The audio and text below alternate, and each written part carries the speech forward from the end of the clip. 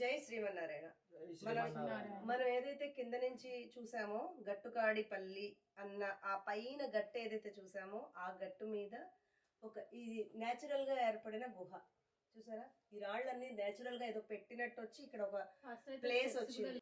So ఆ మనకి కింద నుంచి ఆ రాళ్ల గుట్టలు నామాలు పెట్టి ఉన్న చూసాం కదా.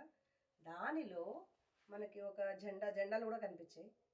ఆ జెండాలు ఉన్న చోట ఇవి న్యాచురల్ గా ఏర్పడిన రాక్స్. ఇవి మాత్రమే మొన్న కట్టారు, ఇవి రీసెంట్ గా కట్టారు. ఐ థింక్ ఒక 10 ఏళ్ళ ఏంటుంది అంతే. సో ఆ కట్టక ముందర స్వామి నడుచుకుంటూ వెళ్తుంటే శంఖ చక్రాలు నడుచుకుంటూ వెళ్తుంటే ఎవరినైనా నువ్వు అంటే నేను వెంకటరమణుండి అని చెప్పారట. ఈ ఊళ్ళోనే ఎవరికో చెప్తే ఇలాగే వెంకటేశ్వర స్వామిట వచ్చాట అని చెప్పి ఆయన ఊళ్ళో చెప్తే ఊళ్ళో వాళ్ళందరూ వచ్చారట పైకి చూడడానికి. ఎందుకు?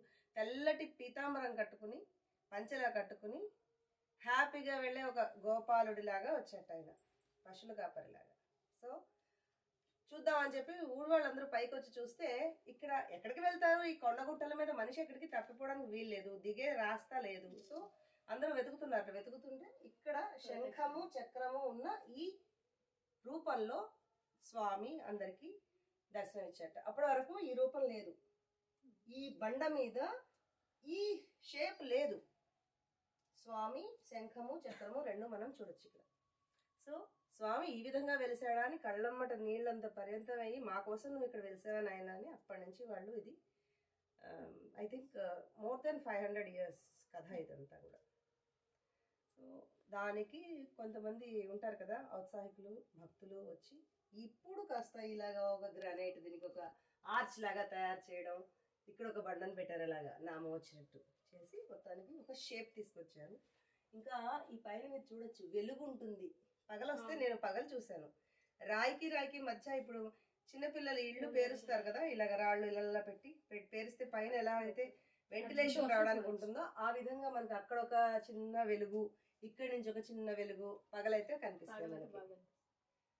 సో ఇదేదో న్యాచురల్ గా ఫామ్ అయింది, ఎప్పుడో ఫామ్ అయిందే. బహుశా స్వామి ఈ స్థలాన్ని ఎంచుకున్నారనమాట.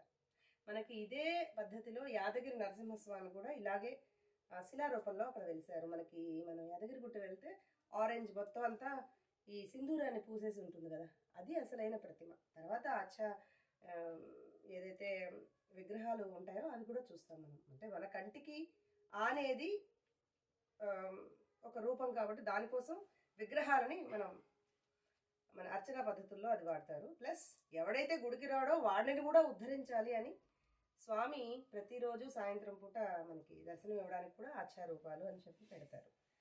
కానీ మనసుని పట్టి ఉంచాల్సినవి ఇలాంటి స్వయంభూ. ఇవన్నీ కూడా స్వామి స్వయంగా వెలిసిన ప్రదేశాలు ఇవన్నీ కూడా. ఇది గట్టుగాడిపల్లి స్వామివారు స్వయంభూ. ఇక్కడికి రావాలంటే ఖిల్లా గన్పూర్, వనపర్తి జిల్లా. బస్సు సౌకర్యం కూడా ఉంది. చాలా నేచురల్గా ఉంటుంది. చుట్టుపక్కలంతా కూడా పచ్చటి పొలాలు. 100 ఫ్యామిలీస్ గడపలు ఈ మధ్య వచ్చాయి. అంతకుముందు బహుశా 10-15 ఉండేవిట. పరకాల వారి మఠం ఆధ్వర్యంలో దీనికి సంబంధించిన స్వామివారు కింద ఆలయం కట్టారు. అది కూడా మోర్ దెన్ 150 years అయింది. సో తప్పకుండా రండి, స్వామి అనుగ్రహాన్ని పొందుదాం.